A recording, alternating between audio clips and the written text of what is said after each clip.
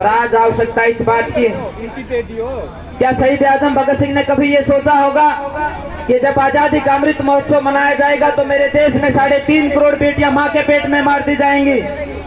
उन्होंने कभी यह भी नहीं सोचा होगा कि जब आजादी का अमृत महोत्सव मनाया जाएगा इस हरियाणा जैसे प्रांत में जहां कहा जाता था तुम्हें देश हरियाणा जीत दूध दही का खाना, वहां पर एक एक गांव में 10-10 ठेके खोलने की अनुमति दे दी जाएगी।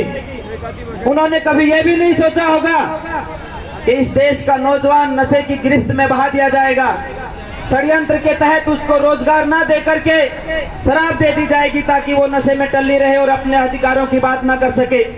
उन्होंने कभी यह भी नहीं सोचा होगा कि आजाद होने के बाद मेरी ये मातृशक्ति जो मेरे सामने बैठी है आज वो सुरक्षित नहीं है, चाहे 3 साल की बेटी की बात है, चाहे 70 साल की एक बुजुर्ग महिला की बात। अभी पिछले दिनों फिटवाली में जो कुछ हुआ, 14 साल की बेटी के साथ 5 लोगों ने जो दरिंदगी की, उसको देख करके हम लोग कह सकते हैं कि शहीदों के सपनों का भारत नहीं बना है। एक उम्मीद सी जगती है, सिर्फ एक उम्मीद, और वो उम्मीद जो 1906 में लाला लाजपत राय और चाचा अजीत सिंह जी ने जगाई थी। जब अंग्रेज 3 कृषि के काले कानून लेकर के आए तो उन्होंने विरोध किया और एक नारा दिया था, पगड़ी संभाल जट्टा पगड़ी संभालोए।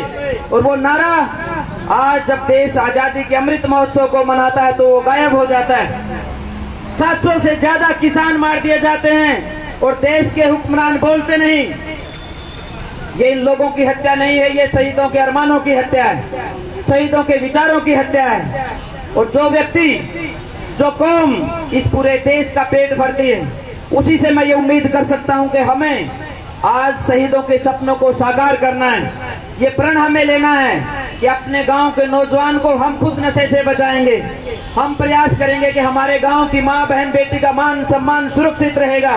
हम ये निश्चित करेंगे कि गांव गांव में शहीद आजम भगत सिंह के स्टैचू लगाए जाएंगे। हम पूजा स्थली के लिए कोई हरिद्वार या काशी मथुरा नहीं जाएंगे। हमारे तीर्थ स्थल ये शहीद आजम भगत सिंह जैसे नौजवान हैं जिन्होंने हंसते हंसते अपनी जान को हथेली पर रख करके मां भारती के लिए आहूत करने का काम किया था।